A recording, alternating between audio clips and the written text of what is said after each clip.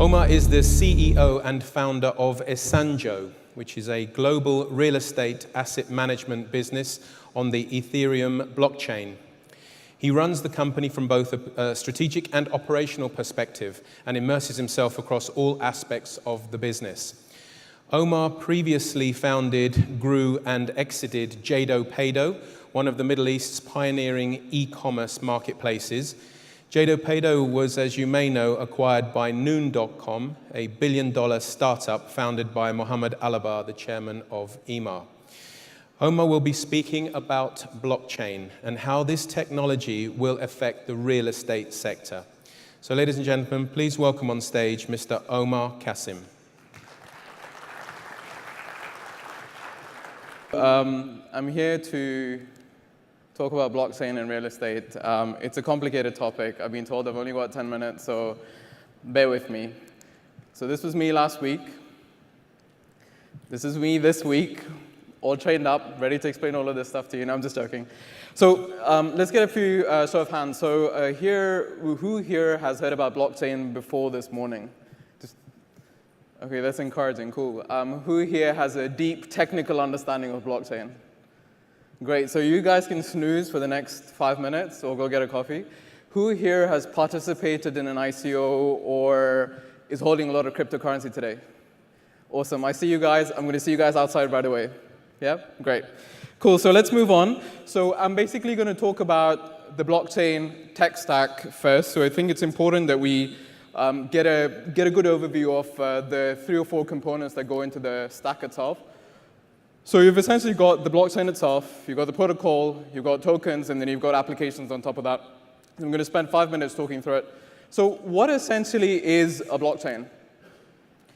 I came across this great definition. There are 2 guys, I think it's a father and son. Don, he basically has a really nice TED talk. They've got a book called The Blockchain Revolution. So it's basically a bit of a mouthful. So a digital ledger of economic transactions. It's incorruptible. So I've simplified it a little bit or stolen another definition. So it's a distributed public database, and it basically keeps permanent records. So how does that work? So let's say, for example, Alice wants to pay Bob 5, and if you don't know what BTC is, that's the symbol for Bitcoin. So let's say Alice wants to pay Bob 5 Bitcoins. The transaction is recorded on one node in the ledger, and then essentially, which is essentially a blockchain on a node, and then essentially is moved across through the network through other ledgers. So you've essentially ended up with ledgers across the world with the same transaction. So this particular transaction stored in every single copy of the ledger around the world. And you may be thinking, okay, this is very similar to what you find typically with a central bank. And the big difference is that with a bank, you've essentially got one copy. With a blockchain, you've got multiple copies that are standalone, and you're not having to trust a single party. And I think that's probably the biggest takeaway at this point. So let's move on quickly. So the next layer above that is essentially the protocol layer. So when you look at protocols, these are essentially the rules that define how the network essentially functions. So for example, if you look at something like Bitcoin, it's essentially that we should use public cryptography, that we should essentially have an economic incentive. So it essentially says to us within the blockchain network, this is how Bitcoin is going to function. These are the rules that we're all going to adhere to as such. On top of that, you've essentially got tokens. And I'm sure if you've been following the news recently, there's been lots of talk about ICOs and all of that sort of stuff. Tokens are essentially a digital function that represents economic value. That's all it is. It's essentially saying, if I do something on the network, I will essentially receive an asset back that I can go out and trade with other people. That's all it is. Today, we've got over 900 plus tokens. I took this screenshot after the announcement that China was thinking of banning ICOs and potentially even banning cryptocurrencies. And you can see that we've seen a big dramatic fall. Don't worry, everything will be okay, inshallah, one day. So there are over 900 plus tokens today. You can get online and check them all out. On top of that, the last layer, so again, excuse me, I'm running through this quickly. I'm going to share it on Twitter later so you can pick it up there. So today you've got 2 different things. So applications are basically, we split them into protocols and general applications. Protocols are payments, identity, domain names, anything that can potentially run on the internet that isn't end user facing. So it's essentially something where for example, a file sharing system where one file needs to move from one end of the internet to the other, etc. And then you've got applications which are essentially typically end user facing stuff, so wallets, exchanges, crowdfunding, and then you've got some interesting new stuff in prediction markets, etc. So concluding, and I know I'm going really fast through this, but there are two broad ways in which you can think about building on the blockchain. The first is we can build new blockchains and tokens. So for example, you could take Bitcoin and do something which we call forking, and essentially go off and build your own blockchain, have your own token. Everything will be fun and games. Or alternatively, in the last 2 to 3 years, we've had new blockchains come out, things like Ethereum, where you can essentially take an existing blockchain and turn it in and essentially build your own tokens on top, which means that you can get to it's faster to build on, you can get to more liquidity, and there's existing sort of pools of capital already allocated to these blockchains. Okay, so let's move into stuff that you'll probably be more concerned. I hope that you got like a very brief overview of what blockchains are and how they essentially function. So here are a few ideas. So let's say, for example, you're thinking of building a new project. So I love this plot of land. So if you don't know where this is, it's the Shangri-La Hotel right next door to it. It's been empty for years, and no idea who owns it. That could be a good idea to ask the guys at DLD after. It's empty at the moment. So typically what tends to happen is that a developer will do a feasibility study or hopefully do some feasibility studies and figure out, okay, I want to build a block of apartments, I want to build some offices, start building, start selling, etc. What if instead we were to sell what we'd call planning tokens? And planning tokens are essentially, so you're not pre-selling the project. All you're doing is you're going out and saying, look, here's an idea. Let me issue some tokens. If the tokens sell, I'll build the project, and perhaps the token holders will get some sort of discount or some way of some sort of gratification for providing support early to the project. If they don't sell, you replan the project. So it's essentially allowing you to do things in a slightly more interesting manner with not a lot of cost up front in a very efficient way. So for example, you'd probably do this on an existing blockchain. Let me move in. So I think public infrastructure is another interesting area. So today, when we look at payment systems, and I think one thing for you guys to think about, and there's a fair amount of complexity here, but for example, when you think about topping up your SALIC account, and I know none of us really like SALIC, but it provides much needed revenue to essentially keep up our road systems, etc. The challenge that you typically have is that you top up with a credit card, the credit card company charges a cost, then it hits the RTA's account, and then they need to credit you. It's extremely complicated. So what that typically tends to mean is that the inefficiencies mean that less revenue is collected, which means that less infrastructure can be developed in a more efficient manner. This is my beautiful picture of Suffolk Park. I love it. I still like it today, even with the canal going through it. But so let's say you walk into a park and you're only there for 5 minutes. How do you build someone for 5 minutes of park usage? Maybe you don't want to build them, but let's say, how do you build someone for 5 minutes of usage? So potentially, you'd use a blockchain to build someone for a fraction of a dirham for coming into the park. It debits their wallet, sits on what I like to call the UAE blockchain. Maybe it'll exist one day. And then essentially walk out the park, and boom, your transaction's done in a very efficient manner. Similarly, you walk into a public parking lot, ANPR, which is automatic number plate recognition. If you guys have been to a mall or a hotel recently, you know that it's law now to have the flashy cameras as such. So those cameras essentially recognize your number plate. Then we've got all of the records that identify who you are, and then you essentially again use the blockchain, use your wallet to debit you for say 5 minutes of usage rather than an hour or 2 hours or whatever. So you can become more efficient at collecting revenue and essentially put that towards public infrastructure. So reinventing our payment system will hopefully allow seamless payments, and the beauty of this is that we can fund public infrastructure much more efficiently than we can today. At least that's my take.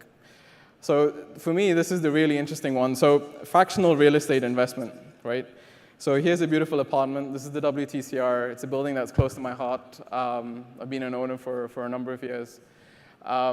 Imagine if you took each property and tokenized it and essentially issued asset tokens against it or against a portfolio of assets.